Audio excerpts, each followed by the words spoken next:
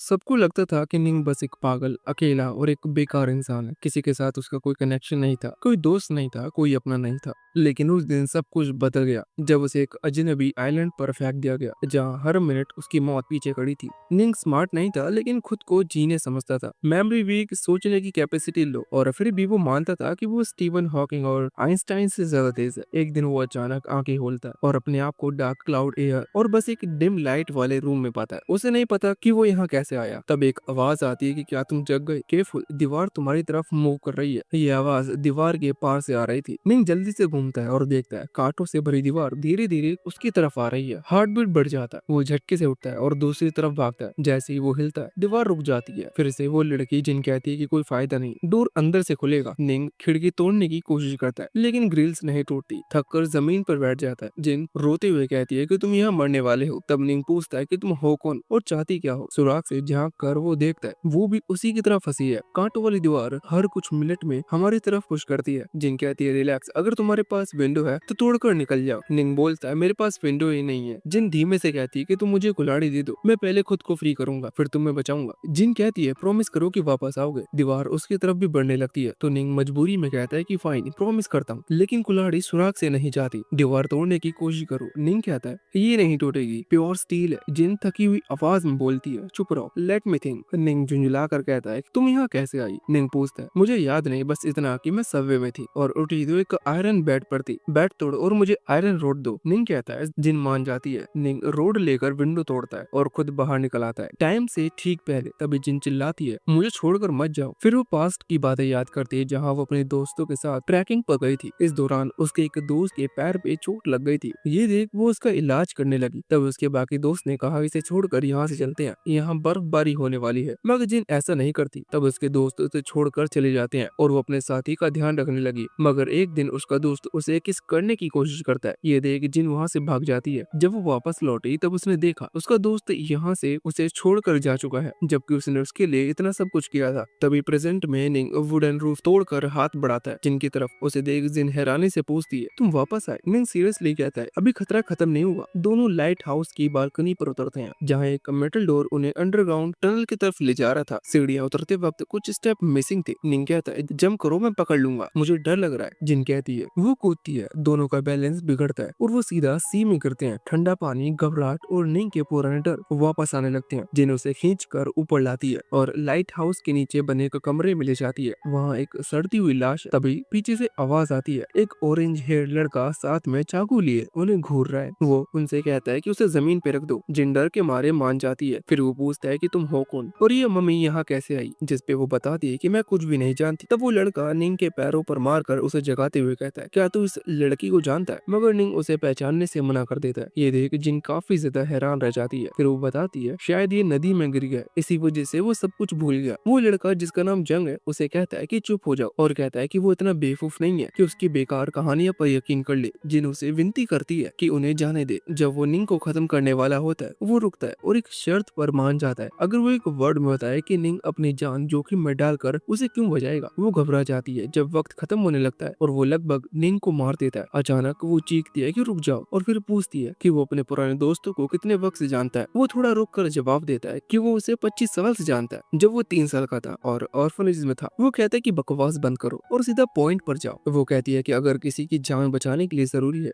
कि वो हमें पुराना जानता हो, तो क्या उसे यकीन है कि उसके दोस्त उसके लिए अपनी जान दांव पर लगा देंगे? वो चुप हो जाता है और वो आगे बताती है कि अगर ऐसा नहीं है तो कोई भी किसी की जान बचा सकता है, चाहे वो उसे जानता हो या नहीं। वो उठता है और कहता है कि चुप हो जाओ और वो चाकू रख देता है। वो कहता है कि उसके दोस्त उसके लिए कुछ भी करेंगे और यहाँ वो गलत है, लेकिन वो ये भी मानता है कि यहाँ हर किसी के लिए सच नहीं होता। कुछ देर बाद जिन निंग को समझाती है कि क्या हुआ था पहले और कैसे उसने उसकी जान बचाई। उसे यकीन नहीं आता कि उसने ऐसा कुछ किया था। जंग उससे पूछता है कि आखिरकार बात याद है? तो वो कहता है कि वो 5th क्लास में प्लेबॉय मैगजीन पढ़ रहा था। सब समझ जाते हैं कि सब कुछ भूल चुका है। जिन देखती है कि यहाँ तो मम्मी है, तो मम्मी यहाँ कैसे हो सकती है? वो मम्मी का हाथ ऐसे पकड़ती है जैसे ही कोई कैंडी हो और कहती है कि ये लाश यहाँ क्यों रखी है। फिर लड़कों की मदद से बॉडी को जमीन पर रखती है और अच्छे से देखती है। जंग अंदाजा लगाता है कि शायद ये कोई मरीन था और उसका कपड़ा फाड़ देता है। सब शॉक में रह जाते हैं क्योंकि बॉडी पर नंबर्स नाइफ से उकेरे गए थे। सब सोचते हैं कि इन नंबर्स का मतलब क्या है, लेकिन कुछ समझ में नहीं आता। तो वो बात बात वहीं छोड़कर दूसरी बात करने लगते हैं। जंग के बारे में पूछती है तो वो बताता है कि वो एक गैंग के लिए काम करता था जिसका लीडर चाइना में है। 3 दिन पहले वो किसी पंख वाली नाव से भाग रहा था और जब होश आया तो यहाँ था। कि जिन भी अपनी कहानी बताती है कि वो भी सबवे में सो रही थी और उठी तो यहाँ पाई। दोनों को शक होता है कि शायद ये किसी और गैंग का या ह्यूमन ट्रैफिकर्स का काम है, लेकिन इन कहता है कि नहीं, बॉडी पर जो नंबर्स है वो कोई बड़ा साइन है और ये सब किसी खेल का लग रहा है। जिन भी मान जाती है और कहती है अब तक सब कुछ किसी एस्केप गेम जैसा है तो हमें क्लू ढूंढने चाहिए। जंग बताता है कि उसने जगह सर्च कर ली है और एक टूटी सीढ़ी मिली है। तभी जिन मम्मी के कान में कुछ देखती है, एक स्क्रोल उसे निकालती है तो अंदर एक मैप होता है जिसमें एक जगह पर एक्स मार्क और लाइट हाउस बना है, साथ ही कुछ और सिंबल्स है। निंग कहता है ये मैप मैंने पहले कहीं देखा है लेकिन याद नहीं आ रहा। जंग चिल्लाता है और जोर लगाकर सोच में पड़ जाता है, लेकिन निंग कहता है सर में दर्द हो रहा है। जिन उसे संभालती है और एक कोने में लेकर पूछती है कि ठीक हो ना। किंग कहता है कि जब वो सोचता है तो सिर्फ फटने लगता है। जिन कहती है कि खुद पे जोर मत डालो और तसल्ली देती है। जंग उनकी बातें सुनकर परेशान हो जाता है और बाहर सिगरेट पीने चला जाता है। जब वो लौटता है तो देखता है कि दोनों सो रहे हैं। वो उन्हें लात मारकर उठाता है और कहता है कि चलो मैप वाली जगह पर चलते हैं। निंग एक्साइटेड हो जाता है जैसे ट्रेजर हंट पर जा रहे हो, लेकिन जिन पूछती है इस हालत में जाना सही है। जंग कहता है चॉइस नहीं है और अब तुम लोगों मेरे गुलाम हो। सामान बांधकर तीनों जंगल में निकलते हैं। अचानक जंग उन्हें रोकने के लिए कहता है और जमीन चेक करता है जहाँ उसे एक ट्रैप मिलता है जिसमें अभी तक खून लगा है। वो कहता है अगर किसी और के निशान मिले तो अपने निशान मिटा देना। फिर वो दोनों से कहता है गुलामों की तरह खाना पानी ढूंढो। निंग कुछ अजीब फल ले आता है और जिन मशरूम्स ले आती है। तभी जंग अचानक आता है और एक खरगोश मार देता है। फिर उन्हें एक केव में ले जाता है जो उसने पहले देख रखी थी और मांस पकाने लगता है। सारा मांस अकेले खा जाता है और निंग जिन के लिए बस फल छोड़ देता है। खाना खत्म करके जिन से कहता है कि मेरे लिए बिस्तर बना दो। वो उठकर बनाने चल जाती है और निंग से कहता है बचा हुआ मीट ले लो। फिर वो केव के अंदर जाता है और निंग को कहता है अंदर मत आना, तुम बस निगरानी कर। अंदर जिन बिस्तर बना रही होती है तभी जंग उसे दबा लेता है। वो खींचकर मदद मांगती है। बाहर निंग सुनता है और दौड़कर अंदर जाता है और चिल्लाता है रुक जाओ। ये सुनकर जंग को गुस्सा आता है और वो निंग को लात मारकर गिरा देता है। निंग फिर उठता है और कहता है कि हमें एक दूसरे के साथ बुरा नहीं करना चाहिए, हम टीम है। जंग तंग आकर उसके मुंह पर मुक्का मारता है और नीचे फेंक देता है। शाम होने लगती है तो जंग जंगल में अकेले निकल जाता है। उसे गुस्सा आता है कि उसे उस बेकार निंग से लेक्चर सुनना पड़ा। तभी उसे मदद की आवाज सुनाई देती है। वो केव की तरफ दौड़ता है और देखता है कि जिन और निंग भी वही आवाज सुनकर बाहर आ गए। ये उन्हें कहता है कि उसके पीछे आओ। जब वो आवाज के सोर्स तक जाते हैं वहाँ वो देखते हैं कि एक आदमी जैसे भाग रहा हो किसी से, और जिन देखती है कि वो ट्रैप में गिरने वाला है तो उसे वार्न करने लगती है, लेकिन निंग उसका मुंह बंद कर देता है। जंग समझ जाता है कि वो आदमी जिससे भाग रहा है वो दिख नहीं रहा तो कुछ गड़बड़ है। वो अंदाजा लगाता है कि जिसने ट्रैप बनाया वही उस आदमी का पीछा कर रहा है और तब वो लोग देखते हैं कि एक ट्राइबल बंदा कुल्हाड़ी के साथ आता है। जो आदमी ट्रैप में गिरा था वो मुश्किल से उठता है, लेकिन वो ट्राइबल बंदा उसे काफी बुरी तरह से मार देता है और उसकी लाश घसीट कर ले जाता है। जब वो वहाँ से चला जाता है तो जंग कहता है कि उन्हें केव में वापस जाकर छुप जाना चाहिए। अंदर जिन आराम करने लगती है जबकि निंग पूछता है कि यह आदमी कौन हो सकता है और क्या यहाँ कोई जंगली आदमी था। जंग सिंपल जवाब देता है कि उसे क्या पता और कहता है कि यह जगह सोची गई जगह से भी बहुत खतरनाक है। फिर वो कहता है कि वह रात भर केव की निगरानी करेगा और निंग को होशियार रहने को कहता है। अगली सुबह निंग और जिन खाना ढूंढने के लिए निकलते हैं और निंग को एक कोकोनट ट्री मिलता है। वो उस पर चढ़कर कोकोनट नीचे गिराता है ताकि जिन पकड़ ले,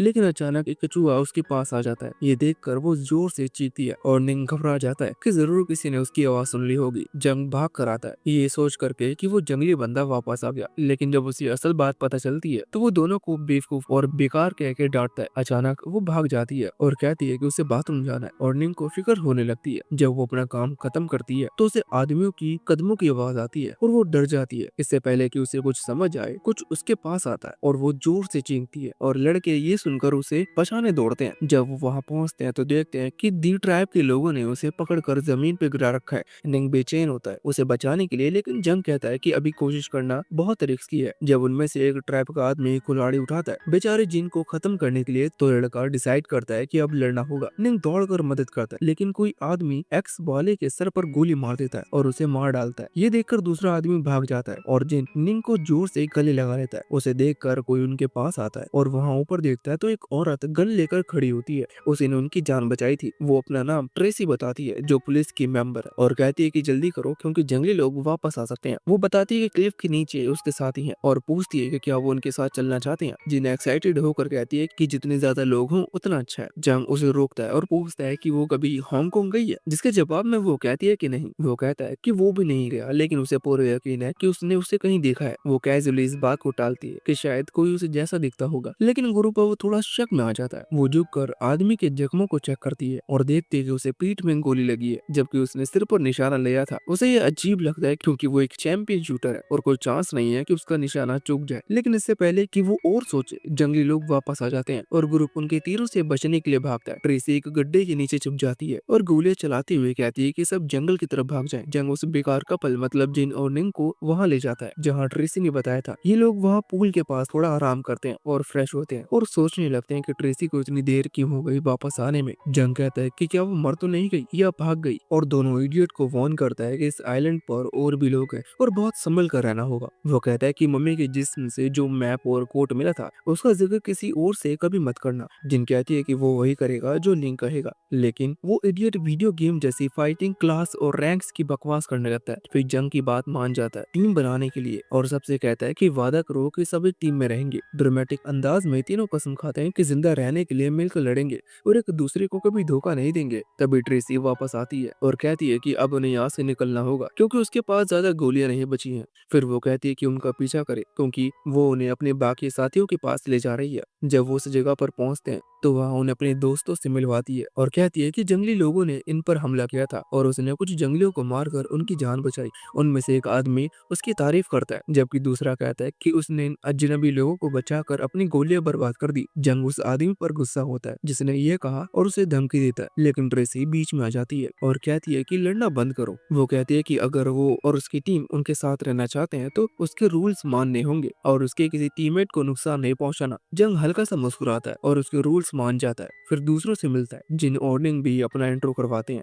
लेकिन सब तब हैरान हो जाते हैं जब वो कहता है कि वो एक 5th ग्रेड है। जिन जल्दी से क्लियर करती है कि निंग के सर पर चोट तो नहीं लगी और उसकी याद सिर्फ 5th ग्रेड तक ही है। ट्रेसी फिर बताती है कि उस दिन उसने क्या देखा। उसने एक बहुत ही बड़ा आर्किटेक्चरल कॉम्प्लेक्स देखा था जो काफी खतरनाक लग रहा था और उनमें से एक आदमी कहता है कि हमें फौरन उसे एक्सप्लोर करना चाहिए, लेकिन दूसरा डिसएग्री करता है और कहता है कि हो सकता है वहाँ जंगलियों का हाइड आउट हो। एक और आदमी भी इस बात से अग्री करता है और कहता है कि जब तक कोई सॉलिड प्लान नहीं बनता उस जगह से दूर रहना चाहिए। वो लोग वोट के लिए कहते हैं और वोट बराबर हो जाते हैं क्योंकि जंग वोट बिगाड़ देता है और कहता है पहले वो सोचेगा फिर वोट करेगा और बाद में वो वोट दे देता है उस एरिया को एक्सप्लोर ना करने के लिए। उनमें से एक आदमी अनफेयर होने का इल्जाम लगाता है, लेकिन ये कहता है कि उसने कोई रूल नहीं तोड़ा, सिर्फ एक लूप होल का यूज किया है। तो ये आदमी कहता है कि वो दोबारा वोट करेंगे और कहता है कि जो कोई उसके साथ एक्सप्लोर करने के लिए वोट करेगा उसको मिलियन का चेक देगा। जंग इसे गद्दार कहकर इल्जाम लगाता है, लेकिन वो डिसएग्री करता है और कहता है कि ये किसी पॉलिटिशियन के प्रॉमिस जैसा है इलेक्शन जीतने के लिए, क्योंकि वो चुपके से कुछ नहीं कर पा रहा, सबके सामने कर रहा है, इसलिए ये स्ट्रेटजी है। जंग मुस्कुराता है और कहता है कि उसके पास भी एक स्ट्रेटजी है और कपल से कहता है कि उसके लिए वोट दे। जब वो आदमी इशिगाकी कहता है कि उसके पास अभी भी एक वोट कम है तो जंग कहता है कि अब से जो भी उसके लिए वोट करेगा उसको वो 30 करोड़ देगा। ट्रेसी कहती है कि उसके पास इतना पैसा नहीं है तो वो कहता है कि इशिगिरी उसके लिए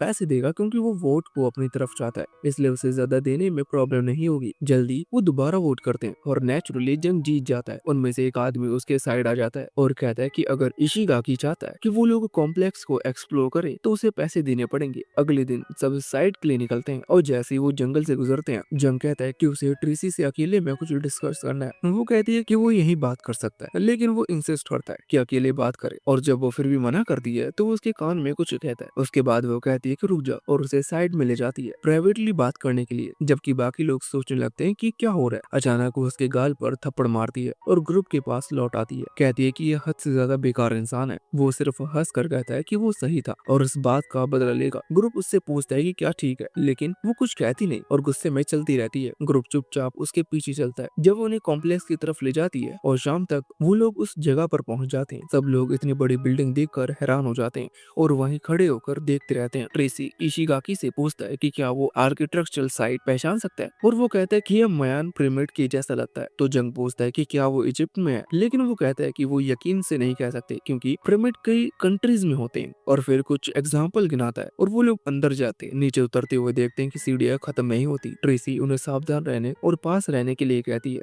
ताकि अगर वो जंगली वापस आए तो तैयार हो। काफी ज्यादा चलने के बाद वो कॉम्प्लेक्स के सेंट्रल पार्ट में पहुंच जाते हैं। जिन निंग से कहती है कि उसे बहुत डर लग रहा है क्योंकि पहले उसने सोचा कि उन्हें किडनैप कर लिया गया है या कुछ ऐसा, लेकिन अब लगता है कि वो किसी और कॉन्टिनेंट में है अजीब लोगों के साथ। वो सोचती है कि शायद ये सब कोई रियलिटी गेम है जो उन्हें जबरदस्ती खेलना पड़ रहा है। निंग एक बच्चे की तरह कहता है कि शायद वो किसी वीडियो गेम के अंदर, और वो एक ठंडी सांस लेकर सोचती है कि इस बेकार एनिमेशन पेशेंट का क्या करे, क्या कुछ और बात करते हैं। वो उसे कहता है कि पॉजिटिव रहो क्योंकि ये जगह मैप में मार्क है, इसका मतलब वो सही डायरेक्शन में जा रहे हैं। दोनों जोर से हंसने लगते हैं कि अगर वो यहाँ से बचकर निकल गए तो कभी काम नहीं करना पड़ेगा क्योंकि अब उनके पास 30 मिलियन का चेक है जिससे वो जिंदगी भर यूज कर सकते हैं। ट्रेसी जंग को बुलाती है और कुछ जलने के निशान दिखाती है। वो महसूस करती है और कहती है कि ये अभी गर्म है, इसका मतलब किसी ने थोड़ी देर पहले यहाँ आग जलाई थी। बाकी लोग सोचते हैं कि शायद वो जंगली लोग हों, लेकिन लिन कहता है ऐसा नहीं हो सकता क्योंकि उन्हें बैटरी चलाना नहीं आता। इसका मतलब कुछ और लोग भी यहाँ खाना खा चुके हैं।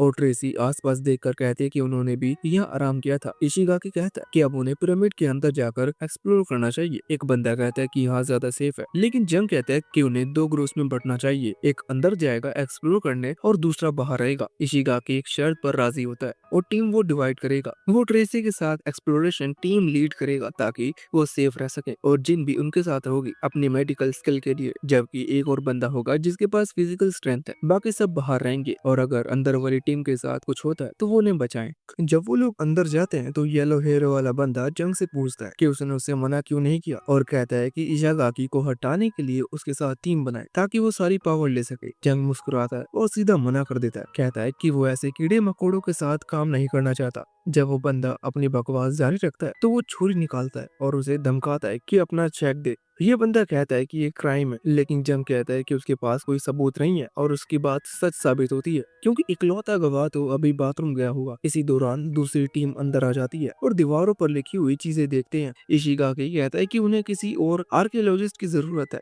निंग समझने के लिए और आगे बढ़ता है। जैसे ही वो एक्सप्लोर करते रहते हैं जिन वो बातें सोचता है जो उसने निंग को बताई थी, और कहता है कि उसने जंग को अपने हेयर क्लिप से मार दिया जब उसने केव में उसके साथ गलत करने की कोशिश की थी, और अगर उसने चुपके से एंटीडोट ना दिया होता तो ये 7 दिनों में सीधा ऊपर चला जाता। उसने निंग को वार्न किया था कि एंटीडोट के दौरान जंग को बहुत ज्यादा दर्द होगा, और वो सोचती है कि क्या वो वक्त अब करीब आ गया है जैसे उसने पहले कहा। जग के पेट में दर्द शुरू हो जाता है और वो निंग से कहता है कि एरिया गार्ड करे। जब तक वो अपना दर्द हल्का करने जाता है तभी जंगली लोगों का एक ग्रुप वहां आ जाता है और सब घबरा कर भागने लगते हैं। जंग दर्द बर्दाश्त ना कर पाते हुए अपना पेट पकड़ता है और जमीन पे गिर जाता है। निंग को अचानक जिन की बात याद आती है और वो उसकी तरफ भागता है। जब जंगली जंग पर निशाना बनाते हैं जो होश में रहने की कोशिश कर रहा होता है, निंग वक्त पर पहुंच जाता है और उसे अपने कंधे पर उठाकर वहां से ले जाता है। येलो हेयर वाला बंदा एक स्विच दिखाता है और उसे खींचता है जिससे ऊपर से दरवाजा धीरे धीरे बंद होने लगता है। निंग जंग के साथ जल्दी करता है और मुश्किल से अंदर आ जाता है बिना सिर के चुले। वो सब सांस रोक लेते हैं। अब उन्हें समझ में आता है कि अब वो बाहर नहीं जा सकते, और आवाज सुनकर दूसरी टीम वापस आ जाती है चेक करने। जंग निंग का शुक्रिया अदा करता है उसकी जान बचाने के लिए और दूसरे बंदों को डांटता है जो उन्हें बाहर बंद करने वाला था। वो बंदा कहता है कि मैं डर गया था और सोचने का वक्त नहीं था, इसलिए पैनिक में दरवाजा बंद कर दिया। और इशिगाकी भी कहता है कि ये सही फैसला था। निंग उनसे पूछता है कि बाहर कैसे निकलेंगे, तो वो कहता है कि अभी के लिए अपनी एनर्जी वेस्ट ना करो, इस पर सोचकर और एक्सप्लोर करना कंटिन्यू करो, शायद कोई और क्लू मिल जाए। जिन अचानक निंग के बाजू में एक पर्पल चीज देखती है और उसका जायजा लेती है।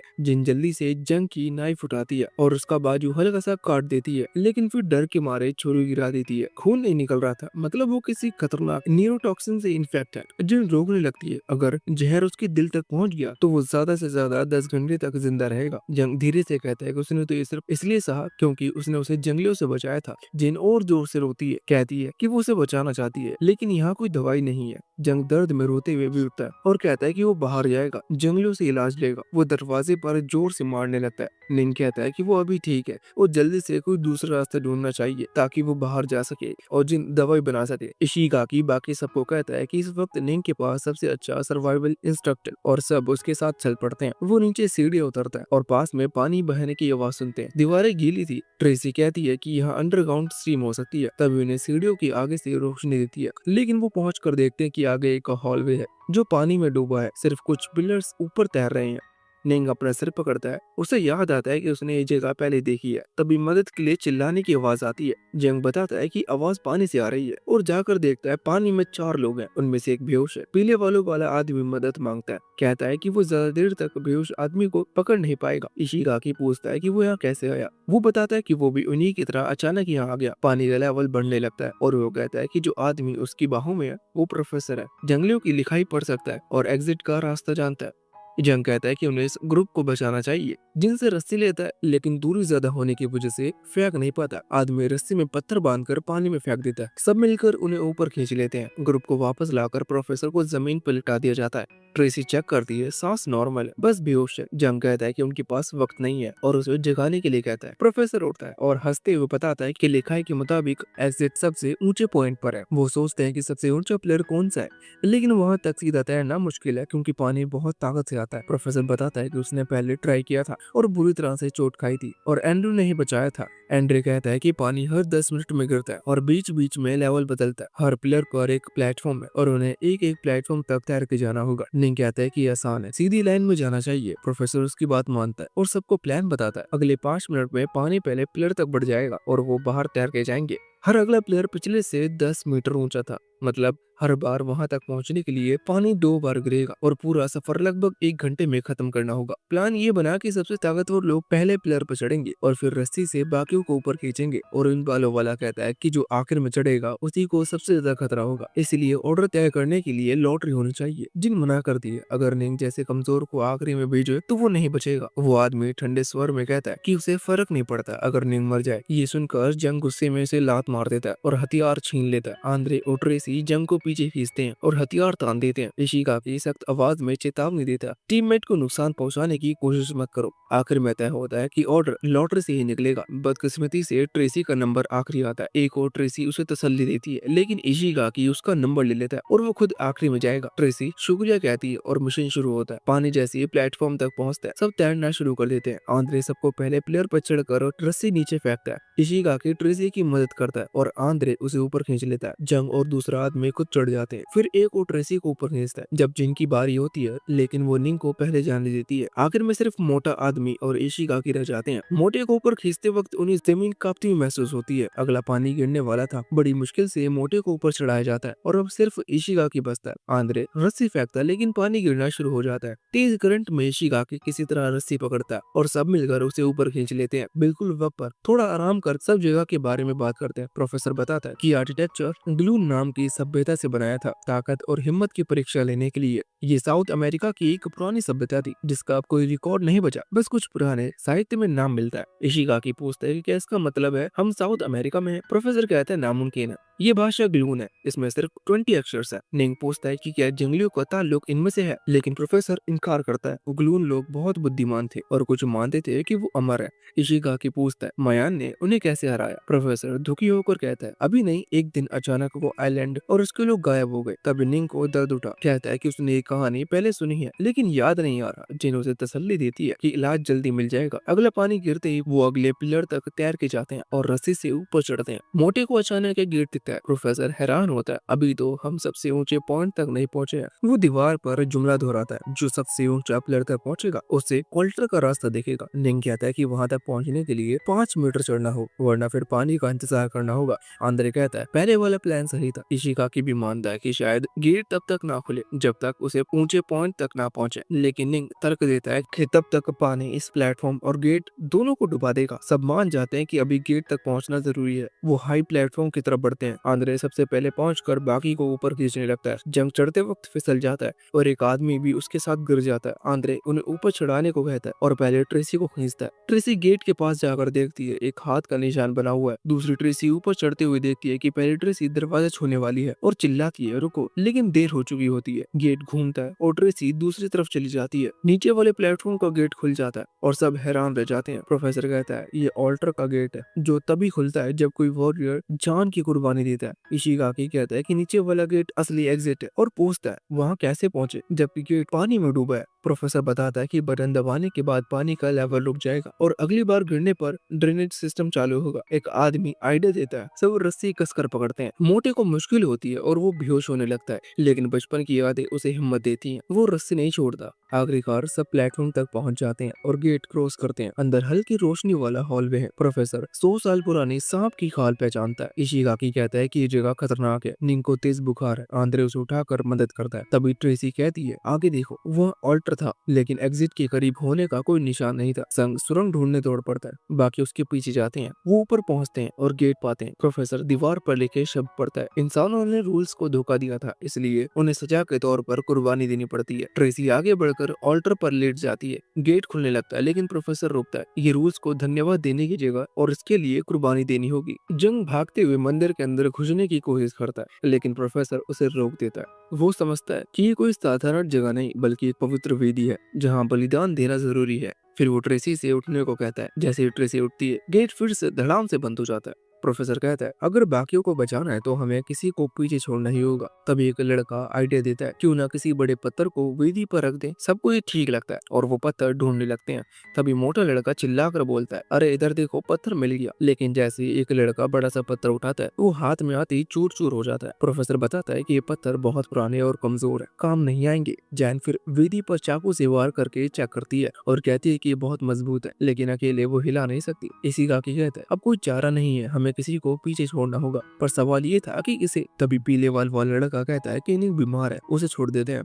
जिन गुस्से में फट पड़ती है, लेकिन वो लड़का बार बार वही दोहराता है, निंग वैसे भी बेकार है और ना ही ठीक हो पाएगा और ना बाहर का सामना कर पाएगा। सबसे बड़ा झटका तब लगता है जब इशिगाकी भी उससे सहमत हो जाता है। सब वोट करते हैं और निंग को पीछे छोड़ने का फैसला होता है। लेकिन तभी यंग चाकू निकालता है और कहता है, अगर किसी ने निंग को छुआ तो सबसे पहले मुझसे निपटना होगा। पीले बाल वाला लड़का आंड्रे से कहता है, निंग को नीचे रख दो, लेकिन आंड्रे साफ मना कर देता है। सोल्जर्स अपने साथियों को कभी नहीं छोड़ता। इसके बाद यंग उस लड़के की जमकर धुनाई करता है और कहता है, अगर कोई पीछे रहना चाहता है तो वो यही है। बाकी लोग चुप रहते हैं और आखिरकार उस पीले बाल वाले लड़के को पीछे छोड़कर गेट के अंदर चले जाते हैं। वो अंदर रास्ते में गुजरते हैं और प्रोफेसर सोचता है कि यंग को लोगों की मानसिकता की गहरी समझ है। उसे पता था कि किसी को भी वो लड़का पसंद नहीं और ट्रेसी तब तक कुछ नहीं करेगी जब तक खुद ना चाले। सब बाहर पहुंचकर खुश होते हैं, एक दूसरे को थैंक्स कहते हैं। जिन आसपास जड़ी बूटी ढूंढने लगती है, उसे यकीन है कि सांप की घोंसले के पास ही दवा मिलेगी। निंग की हालत थोड़ी सुधरती है, बस आराम की जरूरत है। पंग अंडे की मदद से कुछ बड़े पत्थर हटाता है ताकि बाद में पीले बाल वालों को बचाया जा सके। बाकी लोग काम बांट लेते हैं। मोटा लड़का और दूसरे खाने की तलाश में निकलता है। ट्रेसी आसपास नजर रखती है, जबकि इशिगाकी और प्रोफेसर पेड़ों से हथियार बनाते हैं। उस मंदिर में छोड़ा गया लड़का होश में आता है और देखता है कि सब जा चुके हैं। बाहर जाने का दरवाजा अपने आप बंद हो जाता है और वो घबरा कर रोने लगता है। तभी पीछे से डरावनी आवाज आती है, कुछ बहुत बड़ा उसकी तरफ बढ़ रहा है और वो जोर जोर से मदद के लिए चिल्लाने लगता है। बाहर ने धीरे धीरे होश में आता है। इस बीच आंड्रे और यंग पत्थर उठा रहे होते हैं। तभी उन्हें उसकी चीख सुनाई देती है। जिन खुश होती है कि दवा काम कर गई, लेकिन तभी मोटा लड़का भागते हुए आता है। उसके पीछे एक विशाल अजगर है और सब भागने लगते हैं। ट्रेसी पेड़ों से टार्जन की तरह उछलती हुई आती है और गोली मारकर अजगर को दूर कर देती है और वो पूछती है कि दूसरा लड़का कहाँ है। मोटा लड़का बताता है कि वो चट्टान से गिर गया। अजगर फिर हमला करता है, लेकिन यंग समय पर लात मारकर बचा लेता है। चंग चाकू से उसकी गर्दन पर वार करता है, मगर अजगर उसे झटका देकर नीचे फेंक देता है। वो झील में गिरता है और बच जाता है। झील में यंग दूसरे लड़के को किनारे लाकर होश में लाता है। तभी उसके हाथ पर जोंक चिपक जाती है। लाइटर से उसे जलाकर हटाते हैं, लेकिन फिर पता चलता है कि दूसरे लड़के के पूरे शरीर पर जोंक हैं, जिन्हें एक एक करके हटाना पड़ता है।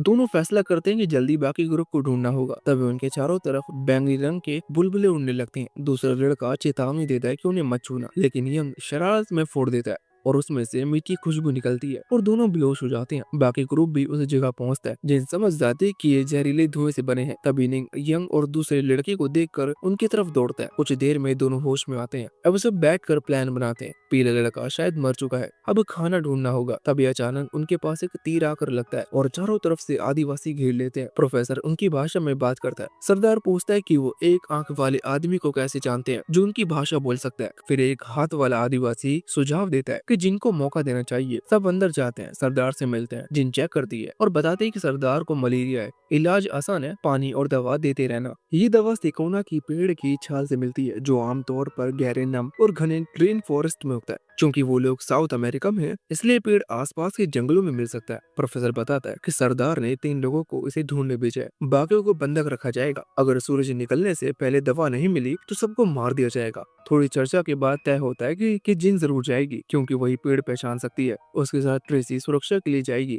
और तीसरा होगा आंड्रे। आंड्रे जैंग से उसका चाकू मांगता है, लेकिन निंग कहता है कि यहाँ इसकी जरूरत नहीं है। डोंग मान जाता है और चाकू दे देता है। बाद में निंग यंग से पूछता है कि क्या वो तीनों ठीक रहेंगे। यंग बस कहता है कि पता नहीं और भगवान से प्रार्थना करता है। उधर प्रोफेसर दीवार पर बनी लिखावट पढ़ रहा है। वो बताता है कि आदिवासी गुलान नागा को भगवान मानते हैं। जब भी मलेरिया की महामारी फैलती है, वो डर के मारे बीमारी लोगों को गुलान की वेदी पर चढ़ा देते हैं। लेकिन 10 साल पहले कुछ सैनिक आए, इन आदिवासियों को मार डाला और ज्वालामुखी में फंसा दिया। फिर एक दिन एक आंख वाला आदमी, जिसे ये लोग प्रोफेसर का गुरु मानते हैं, जिंदा पहाड़ से बाहर आया। वो उनकी भाषा जानता था और इलाज भी करता था, इसलिए आदिवासी उसे सरदार के इलाज के लिए जिंदा रखते रहे। कहा जाता है कि वो यही उनकी बस्ती में बस गया। लेकिन एक दिन रहस्यमय जहाज यहाँ आया और वो आदमी गायब हो गया। बारिश में जिन, ट्रेसी और आंड्रे उस पेड़ की तलाश कर रहे हैं। आंड्रे पूछता है कि ये कैसा दिखता है। जिन बताती है ऊंचाई 5 से 15 मीटर और दूर से देखने पर हरे लाल रंग मिले जुले। तभी जिन चिल्लाती है उसे पेड़ मिल गया। तीनों दौड़ते हैं। इसी बीच प्रोफेसर कहता है कि हो सकता है मेरा गुरु जिंदा हो। गाकी हैरान रहता है और बोलता है कैसे, मैं तो उसके अंतिम संस्कार में था। प्रोफेसर बताता है गुलान पर रिसर्च में पैसों की कमी से काम रुक गया था। फिर एक दिन उसका गुरु लौटा और प्रोजेक्ट शुरू कर दिया। उसने कहा पैसे किसी प्राइवेट ग्रुप ने दिए हैं, लेकिन बात ही गुप्त है। एक शर्त थी, मौत के बाद खून का दान, इसलिए उसके शरीर को ना जलाया जाए और ना ही दफनाया जाए।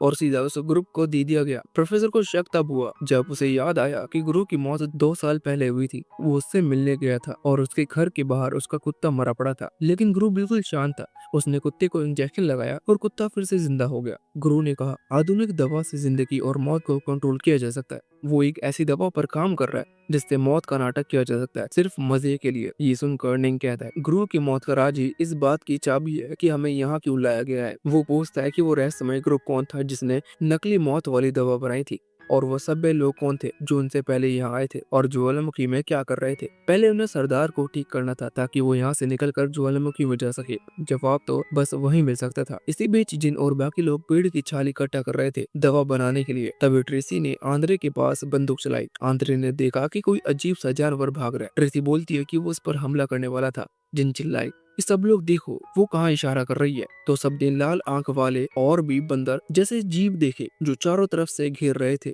गुफा में जंगली लोग बाकी कैदियों को ले जाते हैं जबकि सूरज भी नहीं निकला था। फैटी उनसे कहता है कि जिन और बाकी लोग दवा लेकर वापस आ जाएंगे, लेकिन वो सबको फांसी की जगह पर ले जाते हैं। फैटी डर के मारे रोने लगता है और उसके कपड़े भी गीले हो जाते हैं। प्रोफेसर कहता है कि सबको हिम्मत दिखानी होगी क्योंकि जंगली बहादुर लोगों को पसंद करते हैं और डरपोक को मार देते हैं। सच में एक जंगली फैटी को खींच कर ले जाने लगता है, लेकिन तभी जिन और बाकी लोग लौट आते हैं। बाद में सब जमकर खाना खाते हैं, लेकिन फैटी अचानक उठकर चिल्लाने लगता है कि वो मर गया है। जिन दवा तैयार करती है और सरदार को देती है। सरदार धीरे धीरे ठीक होने लगता है। नेता जिन का शुक्रिया करता है और कहता है कि वो उन्हें ये इलाज सिखा देगी ताकि आगे इंसानों की बलि ना देनी पड़े। बूढ़ा आदमी भी उसका धन्यवाद करता है और बताता है कि एक आंख वाला आदमी कभी इलाज नहीं सिखाता था, लेकिन जिन बहुत अच्छी है। वो उसे यहाँ से पहाड़ तक का रास्ता भी बता देता है। जिन उसे जंगल में दिखने वाले बंदर जैसे जीवों के बारे में पूछती है तो वो कहता है कि उन्हें उन सभ्य लोगों ने छोड़ा था जो पहले यहाँ आए थे। वो ये भी कहता है कि अगर उन बंदरों ने काट लिया तो इंसान वैसा ही बन जाएगा। जिन बाकी सब को ये बताती है तो प्रोफेसर कहता है कि ये विज्ञान से परे है। निन कहता है कि हो सकता है ये बंदर उस प्राइवेट ग्रुप के प्रयोग का नतीजा हो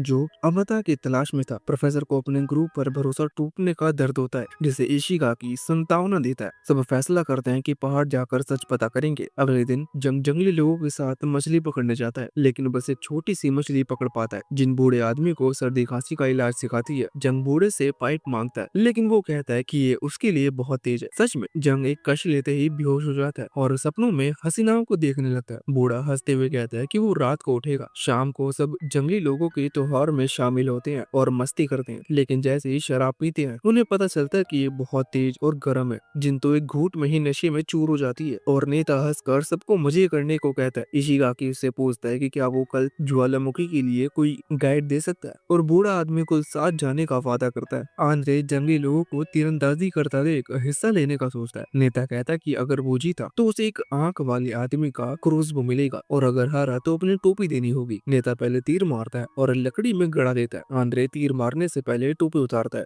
जिससे उसके लंबे औरत जैसे बाल दिख जाते हैं और टोपी नेता को देकर कहता है कि जीतू या हारू ये तुम्हारी है। फिर वो तीर चलाकर नेता के तीर को चीर देता है और जीत जाता है। फिर जेब से दूसरी टोपी निकाल कर पहन लेता है। रात में जंग उठकर बाहर आता है जहाँ सब लोग मस्ती कर रहे होते हैं। तभी उसे आवाज सुनाई देती है और वो पीछा करता है। जहाँ जहाँ वो देखता है कि ज़ॉम्बी बंदर एक जंगली को घायल कर रहे हैं। वो मदद के लिए चिल्लाता है। निंग आता है और बताता है कि अब बंदरों का निशाना वही है। नेता और आंद्रे भी आते हैं और तीर चलाकर बंदरों को भगा देते हैं। जिन घायल की मदद करने जाती है, लेकिन बूढ़ा कहता है कि अब देर हो चुकी है, वो भी जल्दी बंदर बन जाएगा। नेता उसे उठाकर लेके जाता है ताकि उसका शरीर टुकड़े टुकड़े कर दफना दे, लेकिन घायल अचानक जागता है और उसके हाथ पर काट कर भाग जाता है। बाकी लोग पूछते हैं कि हाथ को क्या हुआ, तो वो कहता है कि गिर कर चोट लग गई है। जंगली लोग घायल को खोजने लगते हैं और जिन उसके हाथ पर पट्टी बांध देती है। वो कहती है कि ये घाव खरोच से ज्यादा चाकू की वार जैसा है, लेकिन वो बात टाल देता है। इशिगाकी कहता है कि उन्हें जल्दी पहाड़ के लिए निकलना चाहिए और बताता है कि उसने आंद्रे के साथ हफ्ते भर का खाना इकट्ठा कर लिया है। मिंग बूढ़े से पूछता है कि क्या और कोई इन बंदरों से घायल हुआ था, तो वो कहता है कि सब मर गए, यहाँ तक कि उसका बेटा भी। उसे भी काटा गया था, लेकिन एक आंख वाले आदमी ने तुरंत उसका हाथ काट दिया था, इसलिए वो बच गया। अगले दिन जब वो पहाड़ जाने के लिए निकलते हैं, तो बूढ़ा आदमी माफी मांगता है कि वो उसके साथ नहीं जा सकता। तभी शोर सुनाई देता है और वो बताता है कि आज नया सरदार चुना जा रहा है। वो उन्हें भी आने को कहता है। जब वो मना करते हैं, तो बूढ़ा आदमी जबरदस्ती ले जाता है। समारोह में पुराना सरदार अपने खून का कटोरा भरता है और नया नेता उसे पी लेता है। तभी बूढ़ा पागलों की तरह हंसते हुए कहता है कि अगर कोई ज़ॉम्बी बंदर का अंग खा ले तो वो तुरंत बदल जाएगा। वो बताता है कि नेता ही उसके बेटे के साथ ऐसा करने वाला था और अब उसने बदला ले लिया है। सच में नेता तुरंत बदल कर ज़ॉम्बी बंदर बन जाता है और सब भागने लगते हैं। बूढ़ा रोते हुए पागलों की तरह हंसता रहता है। फैटी और प्रोफेसर किसी तरह जंगल में भागते हैं और हाफते हुए सोचते हैं कि बाकी लोगों को क्या हुआ, क्योंकि भगदड़ में सब अलग हो गए थे। प्रोफेसर कहता है कि अगर ज्वालामुखी तक पहुंच गए तो शायद उनसे मुलाकात हो जाए। तभी अचानक कोई आवाज आती है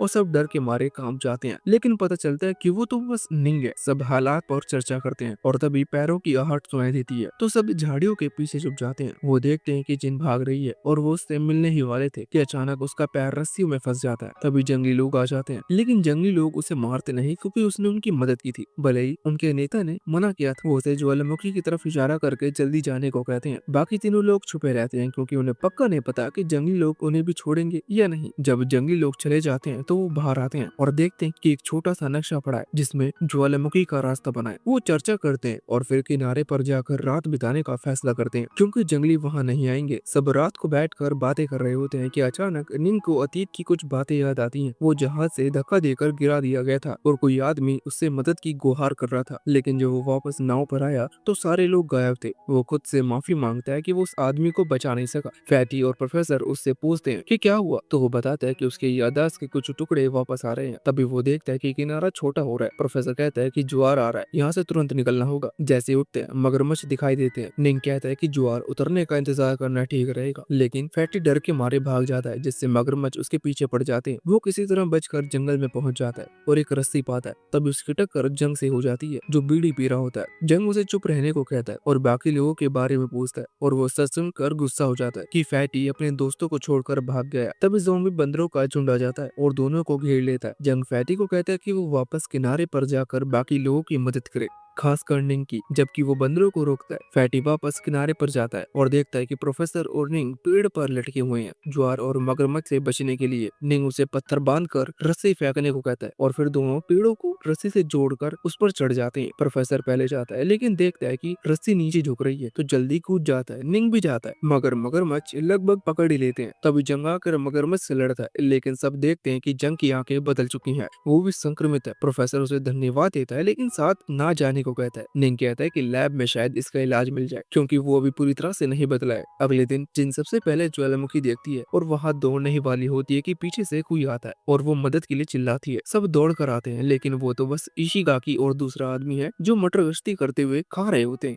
अटैक और अंदर भी आ जाते हैं, लेकिन उनके साथ बंदर भी आ जाते हैं। सब भागते हैं और किसी तरह बच जाते हैं। ट्रेसी कहती है कि उसके पास सिर्फ 3 गोलियां बची हैं, तो अब सावधान रहना होगा। जिन कहती है कि हमें वापस जाकर खाना और सामान लेना होगा, क्योंकि ज्वालामुखी सुनसान होगा। इशिगाकी टीम को काम बांट देती है, जिनको औषधीय पौधे लाने हैं, आंद्रे को सुरक्षा संभालनी है और ट्रेसी और दूसरा आदमी खाने की तलाश करेंगे। सब अपने अपने काम में लग जाते हैं और जिन मनी मन में निंग की सलामती के लिए दुआ करती है। उधर निंग दलदल से घिरा हुआ है और चट्टान पर चढ़कर रास्ता ढूंढने का सोचता है। फैटी और प्रोफेसर जंग से दूरी बनाकर चलते हैं, लेकिन निंग जंग को भाई जैसा मानता है और छोड़ना नहीं चाहता। आखिरकार सब साथ रहने का फैसला करते हैं, क्योंकि अकेले सफर करना खतरनाक है। इधर आंद्रे जिन से पूछता पूछता है कि उसने दलदल कैसे पार किया। जिन बताती है कि जैसे ही वो फंसी जंगली लोग आ गए और पत्थर फेंक कर सुरक्षित रास्ता दिखाया। आंद्रे हंस पड़ता है। जिन आंद्रे और ट्रेसी से भी पूछती है। आंद्रे कहता है उसके लिए ये आसान था, जबकि इशिगाकी ने लकड़ी और बैल से साइबोर्ड बनाया था। दूसरी तरफ आदमी कहता है आंद्रे को ट्रेसी से लगाव है, लेकिन ट्रेसी यकीन नहीं करती। फिर उसे याद आता है कि कई साल पहले एक मिशन में उसके एरिक इनोव नाम के रूसी को मारा था। इशिगाकी कहता है कि आंद्रे का सरनेम भी इवानोव है, तो ट्रेसी शक करने लगती है कि कहीं दोनों रिश्तेदार तो नहीं। तो मनी मन में तय करते हैं कि उस पर नजर रखेगी। ग्रुप चट्टान चढ़ते हुए ज्वालामुखी की तरफ बढ़ रहा था। निंग को अभी भी जिनकी चीख सुनकर चिंता होती है और वो उससे सुरक्षित होने की दुआ कर रहा था।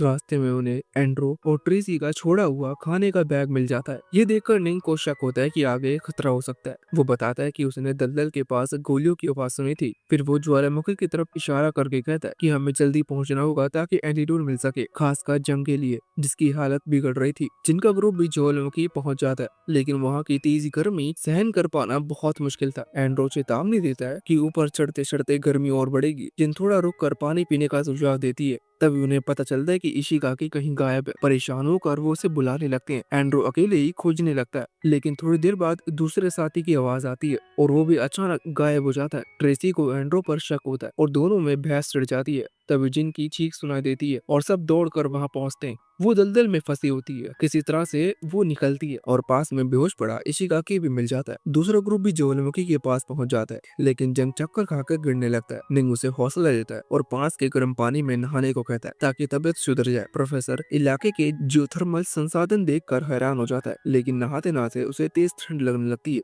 निंग को शक होता है कि मलेरिया है और याद करता है कि जिनके पास उसका इलाज करने वाली जड़ी बूटियां हैं। वो जल्दी से उसे ढूंढने का सोचता है। जिन इशिगाकी का ध्यान रख रही थी। तभी भूखे दूसरे साथी को वो अपना आखिरी सेब दे देते हैं। वो आधा सेब खाकर इशिगाकी के लिए बचा देता है। ये देखकर जिन भावुक हो जाती है। वो कहता है कि उसके वैदिक दादाजी ने उसे सिखाया था कि दूसरों के साथ भलाई करनी चाहिए। तभी निंग, फैटी और बाकी लोग खाने के साथ वहाँ पहुँचते हैं। निंग जिन को जंग और बीमार प्रोफेसर के बारे में बताता है। सब परेशान हो जाते हैं। निंग कहता है पहले प्रोफेसर का इलाज करे, लेकिन जिन तय करती है कि वो दोनों की मदद करेगी। वो एंड्रे और निंग मिलकर गुफा में जाते हैं, लेकिन वहाँ मरीज गायब मिलते हैं। पास में सिर्फ जंग का छोड़ा हुआ चाकू मिलता है, जिससे निंग को शक होता है कि उन्हें रिसर्च लैब में ले जाया गया है। गुफा में इशिगाकी होश में आता है। जिन उसे हालत बताती है। वो कहता है कि वो उसका एहसान जरूर चुकाएगा, लेकिन जिन कहती है कि ये तो टीम वर्क है। इशिगाकी को लगता है कि यहाँ टेक्नोलॉजी और दौलत किसी काम की नहीं है, असली चीज तो जीना है। ग्रुप एक जियोथर्मल पावर प्लांट पर पहुंचते हैं और उसकी आधुनिक बनावट देखकर हैरान रह जाते हैं। उन्हें लगता है कि ये सरकारी मदद से बनाया गया होगा। इशिगाकी कहता है कि हमें बंदरगाह ढूंढना चाहिए, लेकिन अभी बहुत खतरा है, इसलिए पहले लैब देखते हैं। अंदर उन्हें एक मरा हुआ रिसर्चर और सुपर कंप्यूटर मिलते हैं। इशिगाकी हैक करके थोड़ी जानकारी निकालता है और सबको अलग अलग काम सौंपता है। ट्रेसी, जिन और फैटी बायोकेमिकल एरिया में जाते हैं, जहां उन्हें कंटेनर में बंद ज़ॉम्बी बंदर और एक एंटीडोट मिलता है, लेकिन फैटी डर कर बाहर ही रुक जाता है। वहीं निंग, जिनांग और एंड्रे दूसरी तरफ जाकर स्पेस सूट और मिलिट्री आईडी पाते हैं। उन्हें शक होता है कि ये खतरनाक अमृता वाला रिसर्च सरकारी है। दूसरे साथी को तनाव से पुराना मानसिक रोग महसूस होने लगता है। वो याद करता है कि कैसे एक बास्केटबॉल मैच में उसने आपा को खो दिया था। इशिगाकी के कहने पर वो रेस्टोरेंट नाम वाले हिस्से में चला जाता है। जिनकी टीम और मिंग की टीम अपने अपने रास्ते से घूमते घूमते आखिरकार लैब के अलग अलग हिस्से में पहुंच गई। जिन वाली टीम को ज़ॉम्बी बंदरों से भरी कंटेनर और एक एंटीडोट मिल गया, जबकि मिंग और आंद्रे वाली टीम एक रेस्टोरेंट जैसी जगह पर पहुंच गई, जहाँ टेबल पर बैठे लोगों के कंकाल थे, जैसे वो खाते खाते अचानक मर गए हों। आंद्रे ने एक लाश चेक की तो पता चला कि ये बाकी पुरानी लाश जैसी नहीं है,